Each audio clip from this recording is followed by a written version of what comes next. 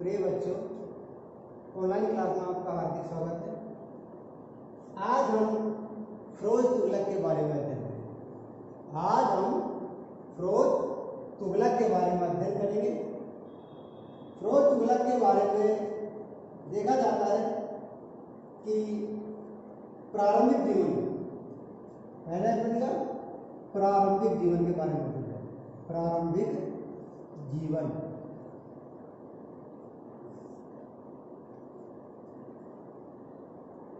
फिरोज तुगलक सुल्तान गयासुद्दीन तुगलक के छोटे भाई रज्जब का पुत्र था। इसके पिता का क्या नाम था? रज्जब।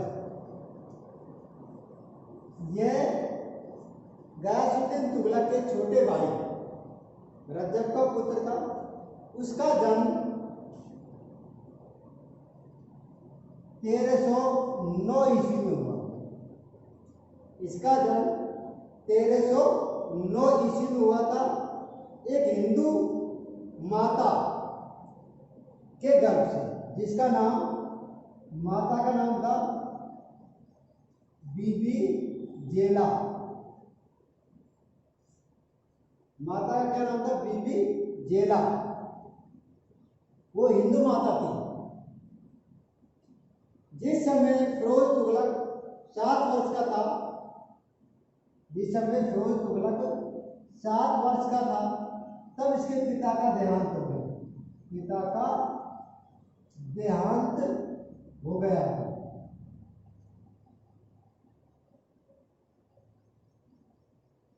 उसका पालन पोषण गयासुद्दीन तुगलक ने किया था। इसका पालन पोषण गयासुद्दीन तुगलक ने किया था। इसका पालन पोषण गयासुद्दीन तुगलक ने किया। रज्जब के अन्य स्त्रियों से उत्पन्न 2 पुत्र, कुतुबुद्दीन और इब्राहिम भी थे। रज्जब के 2 पुत्र और भी थे। उसका नाम था कुतुबुद्दीन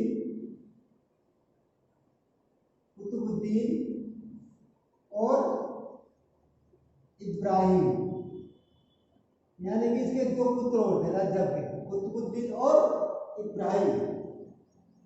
किंतु फिरोज तुगलक को विशेष स्थान प्राप्त था। जब मोहम्मद बिन तुगलक गद्दी पर बैठा, जब मोहम्मद बिन तुगलक गद्दी पर बैठा, तब उसको आमीर हाजिब का पद दिया गया था। आमीर ए हाजिब, तब उसे आमीर हाजिब का पद दिया। इस पद पर तुगलक गद्दी पर बैठा। इस पद पर रहते हुए उसने मोहम्मद तुगलक की सेवा कर विश्वास प्राप्त कर लिया। जिस समय मोहम्मद तुगलक दक्षिण में विद्रोह को दबाने में व्यस्त था, तो उसने दिल्ली के प्रशासन का भार एवं संरक्षक परिषद को सौंपा, जिसका प्रधान फिरोज तुगलक था। यानी कि जब मोहम्मद बिन तुगलक दक्षिण के अभियान में व्यस्त था, तो उन्हें एक परिषद बनाया था, और उस परिषद का उन्होंने किसको सौंप दिया गया था? फिरोज तुगलक को सौंप दिया गया। यानी उसका प्रधान कौन था? फिरोज तुगलक था। और अन्य सदस्य कबीर खां और ख्वाजा जहां, और उसके अन्य सदस्य कौन थे? कबीर खां और एयाज खां। ख्वाजा, कबीर खां, ख्वाजा जहां, ख्वाजा जहां। इसके 2 अन्य सदस्य और भी थे। एक तो फिरोज तुगलक था और कबीर खां और ख्वाजा जहां। अब आता है फिरोज तुगलक का राज्यारोहण।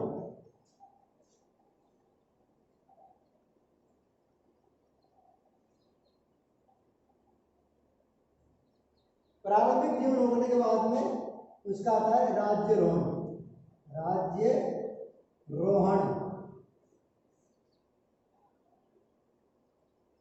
फिरोज तुगलक का 2 बार राज्याभिषेक हुआ।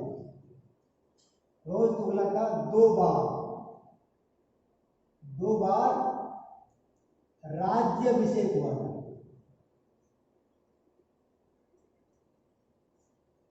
फिरोज तुगलक का 2 बार राज्याभिषेक हुआ था। पहला 22 मार्च 1351 ईस्वी को, पहला 22 मार्च 1351 ईस्वी को ठट्टा सिंध में, कहां पर है? सिंध में।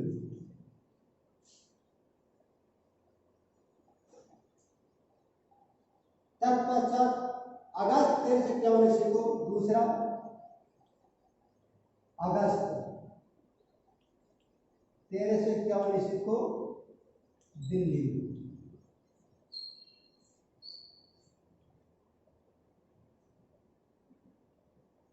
फिरोज तुगलक ने शांतिपूर्वक राजगद्दी प्राप्त की थी।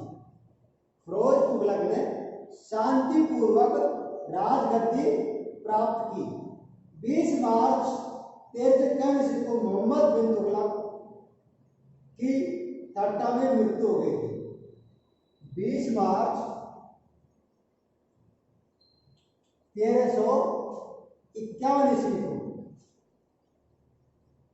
20 मार्च 1351 ईस्वी को मोहम्मद बिन तुगलक की ठट्टा में, कहां पर? ठट्टा में मृत्यु हो गई।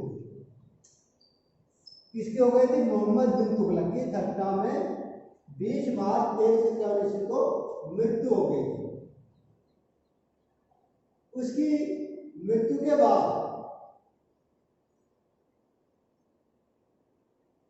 जनता में उपद्रव प्रारंभ हो गया। इस समय गद्दी में 2 दावेदार थे, एक फिरोज तुगलक और मृत सुल्तान का भांजा दबार में। एक तो उस समय गद्दी का दावेदार 2 थे, एक तो फिरोज तुगलक था, फिरोज तुगलक, और दूसरा दावेदार था उसका भांजा दबार मलिक। ये 2 दावेदार थे। किसके दावेदार थे? गद्दी प्राप्त करने।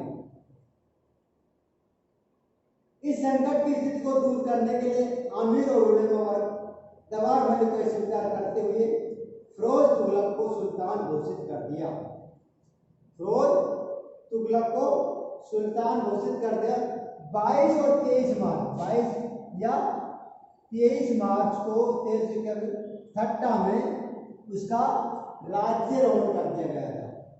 किसका राज्यारोहण कर दिया गया था? फिरोज तुगलक का। तत्पश्चात सुल्तान शाही सेना के साथ दीपालपुर के रास्ते होते हुए दिल्ली की ओर प्रस्थान किया। यानी इसके पश्चात दीपालपुर होते हुए दिल्ली की ओर प्रस्थान किया। कहां की ओर प्रस्थान किया था? दिल्ली की ओर प्रस्थान किया।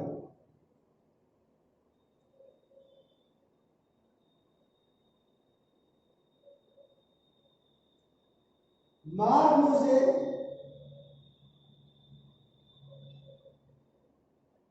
तगी की मृत्यु का पता चला। उधर दिल्ली में मोहम्मद बिन तुगलक का वजीर ख्वाजा जहां ने दिल्ली में एक बालक को स्वर्गीय सुल्तान का कथित पुत्र बताते हुए गद्दी पर बैठा दिया। फिरोज तुगलक ने उसे दंडित करने का निश्चय किया, किंतु उलेमा वर्ग ने फिरोज का पक्ष लिया। फलस्वरूप ख्वाजा जहां ने आत्मसमर्पण कर दिया। ख्वाजा जहां ने क्या किया कि उसको एक व्यक्ति को, एक बालक को गद्दी पर बैठा दिया, और गद्दी पर बैठाने के बाद ये कहा था कि ये तुम्हारा राजा है। तो जब इस बात को फिरोज तुगलक को पता चला तो उन्होंने ख्वाजा जहां उसके सामने आत्मसमर्पण कर दिया और उसको हटा दिया।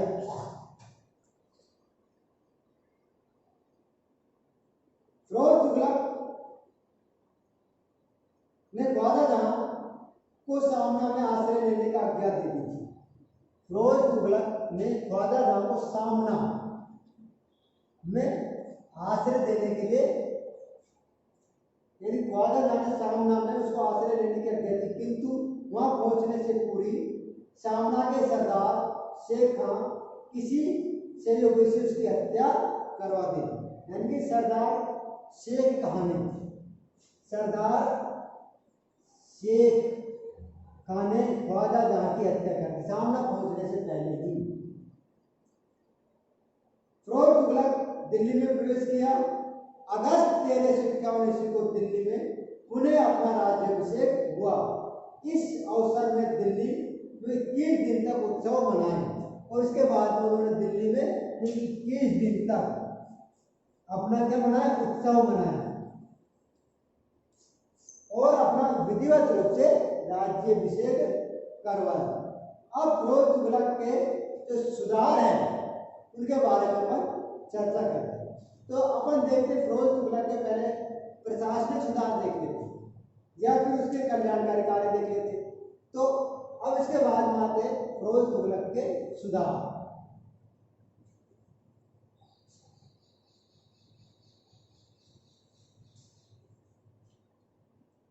तीसरा है फिरोज तुगलक के सुधार, यानी किसकी क्षेत्र में सुधार है। फिरोज तुगलक के सुधार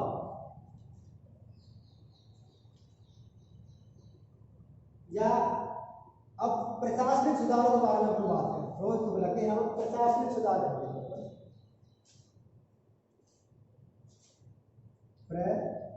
प्रशासनिक सुधार यानी कि प्रशासन के क्षेत्र में उन्होंने क्या क्या सुधार किए। तो पहला है प्रशासनिक क्षेत्र में जो सुधार किया गया था उसका, जिस समय फिरोज तुगलक गद्दी पर बैठा था उस समय शासन व्यवस्था अस्त व्यस्त थी। नागरिकों में तीव्र असंतोष था कि मोहम्मद तुगलक की धार्मिक नीतियों के कारण उलेमा और अमीर वर्ग की असंतुष्टि। फिरोज तुगलक के समक्ष सबसे बड़ी समस्या आर्थिक संकट थी। यानी कि सबसे बड़ी समस्या क्या थी, आर्थिक संकट। आर्थिक संकट थी। ऐसी स्थिति में उसने अपनी स्थिति को सुदृढ़ करने के लिए आवश्यक सुधार किए। यानी कि ऐसी स्थिति में उसने आवश्यक सुधार किए।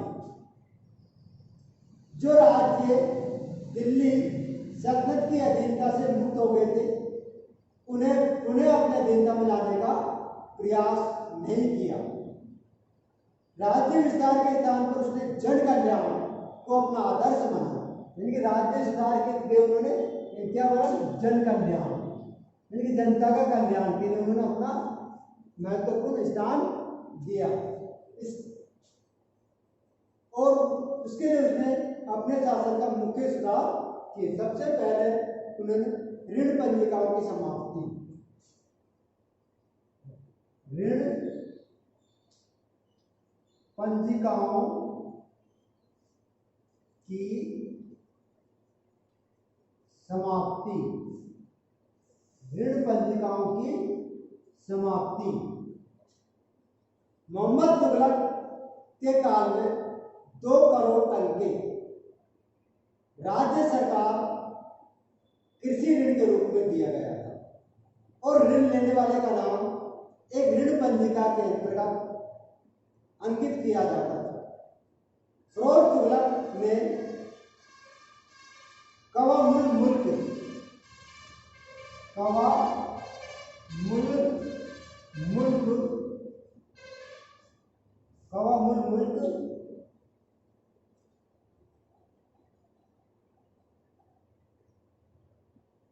के परामर्श से सभी ऋण माफ कर दिए और ऋण पंजिका नष्ट कर दी गई। यानी कि जैसे कि गवर्नमेंट सर्वेंट जब सरकार होती बनती है, जब किसानों के लिए ऋण माफ कर देती, उसी प्रकार फिरोज तुगलक ने भी किसानों के लिए ऋण माफ कर दिया गया था।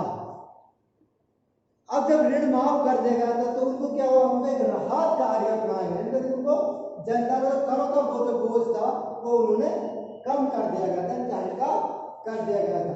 तो सबसे पहले उन्होंने ऋण पंजिकाओं की समाप्त कर दिया गया था। इसके बाद में आता है दूसरा, वजीर पद की नियुक्ति। वजीर पद की नियुक्ति हम देखते हैं कि इससे पहले यानी कि अलाउद्दीन खिलजी के शासनकाल के अंतर्गत वजीर पद की जो गरिमा थी वो कम कर दी गई, यानी खिलजी वंश के अंतर्गत वजीर पद की गरिमा गिर गई थी। लेकिन तुगलक के शासनकाल में वजीर के पद चरमोत्कर्ष पर पहुंच गया, यानी कि फिरोज तुगलक ने वजीर के पद को दोबारा से नियुक्त कर दिया गया था और विदारत का चरमोत्कर्ष काल कहा जाता है। फिरोज तुगलक की सफलता का श्रेय उसके शासनाधिकारियों को था, जो प्रमुख नाम उसके वजीर मलिक खाने जहां को प्राप्त था। राज्यारोहण यानी राज्य के महत्वपूर्ण पदों पर, राज्य के महत्वपूर्ण पदों पर योग्य मंत्री नियुक्त किए। वजीर के पद पर मलिक मकबूल, यानी कि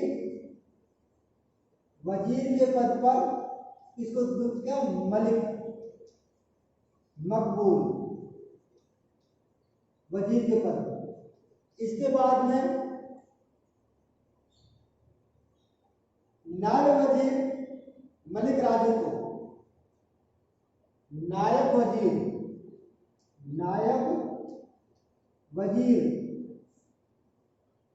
मलिक नायब वजीर मलिक मकबूल को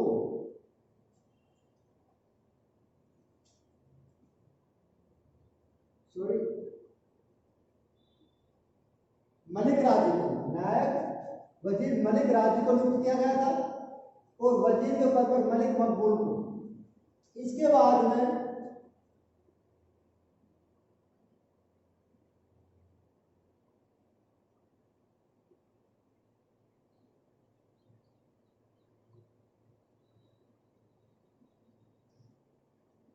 इस्लाम धर्म को ग्रहण करने से पुरुष का नाम हुकुन था।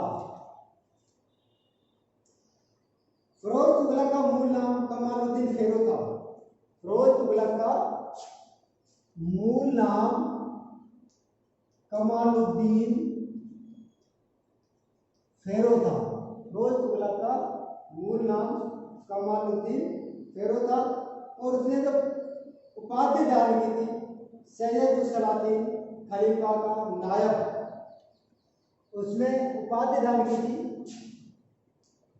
सैयद उस सलातीन, और दूसरी उपाधि जो धारण की थी वो खलीफा का नायब। कौन सी धारण की थी? खलीफा का नायब।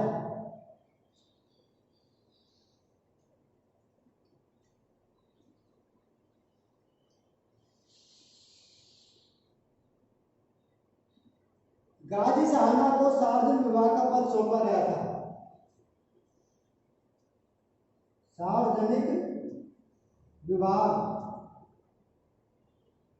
किसको सौंपा गया था? गाजी शाहना।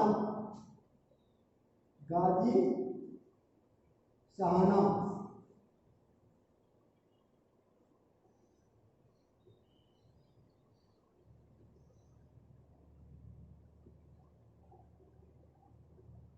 इसके बाद में आता है रक्तपात इन यातनाओं का निषेध।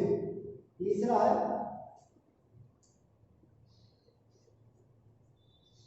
रक्तपात व यातनाएं का निषेध। रक्तपात व यातनाओं का निषेध। फिरोज तुगलक ने राजद्रोह के लिए गंभीर दंडों का अंत कर दिया। फिरोज तुगलक ने राजद्रोह के लिए गंभीर दंडों का अंत कर दिया जो शरीयत में उल्लेखित नहीं था। इस प्रकार दंड विधान की कठोरता को समाप्त कर दिया।